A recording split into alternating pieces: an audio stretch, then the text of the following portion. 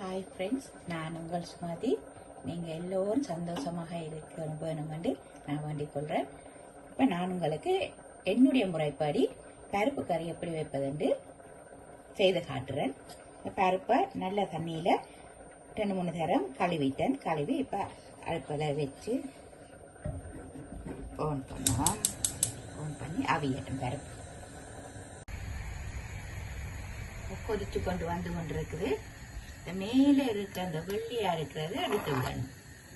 அதை எடுத்து ஊற்றி விடணும். வடித்து மேலால் இருக்கிற அந்த வெள்ளியா இருக்கிறத எடுத்து விட்டீங்கன்னா நான் எடுக்கிறேன். நான் போய் நீங்கள் எடுத்தீங்கன்னா நல்லது. எடுத்துட்டேன். கொதிக்கட்டும்.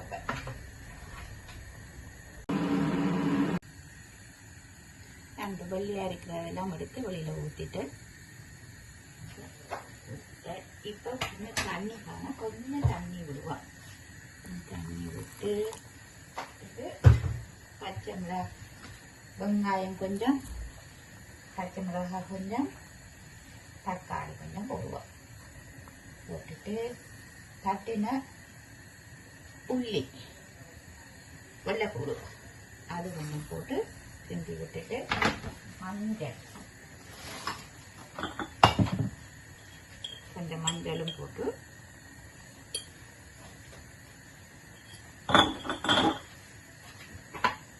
கிண்டி விடுவோம். எல்லாம் சேர்ந்து ஒரேடியாக அவியட்டு. அப்போ கொஞ்சம் மூடி விட்டுட்டு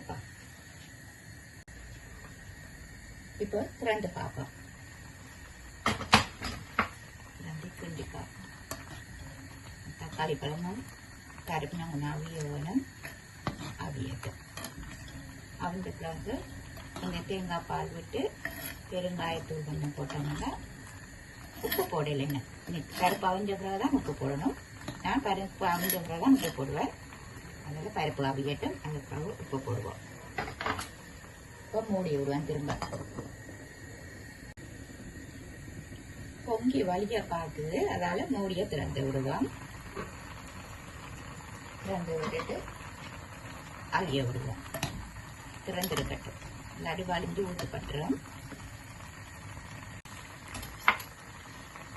பருப்பு அவிஞ்சிட்டு ஓரளவு பால் கொஞ்சம் விடுவோம்.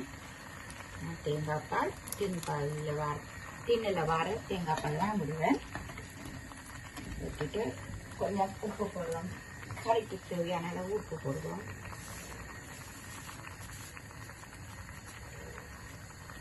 பார்த்துட்டு போடுவேன். டேஸ்ட் வந்து பார்த்துட்டு காணமாக காணாதுன்னு பார்த்துட்டு தேய்ச்சி போடலாம். பார்ப்போம். நச்சு பார்ப்போம். அளவாக இருக்கு. இதுக்கு மேலே போட தேவையில்லை. போட்டால் சாப்பிட்டு இல்லாமல் போயிடும். கொஞ்சம் கருவேப்பமில்லை பிச்சு போட்டுட்டு பெருங்காயத்தூள் கொஞ்சம் போடுவோம். நான் சமைக்கிற முறைப்படி தான் உங்களுக்கு சொல்லித்தாரேன். செய்து காட்டுறேன். சொல்லித்தாரன்னு செய்து காட்டுறேன். எங்களை வீட்டை இது பிடிக்கும். எங்களை வீட்டுக்காராக்களுக்கு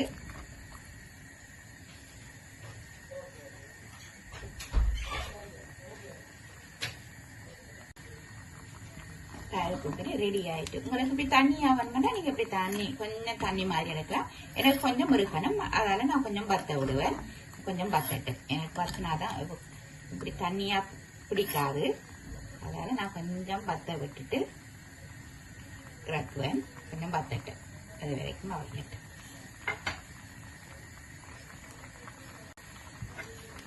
என்னுடைய பருப்பு கறி ரெடி.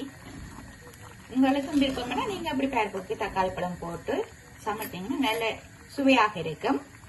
இந்த ரெசிபி உங்களுக்கு பிடிச்சிருந்ததுண்டா லைக் பண்ணி ஷேர் பண்ணி சப்ஸ்கிரைப் பண்ணுங்க. மறக்காம என் சேனலுக்கு சப்ஸ்கிரைப் பண்ணி என் சேனலை வளர வைங்க.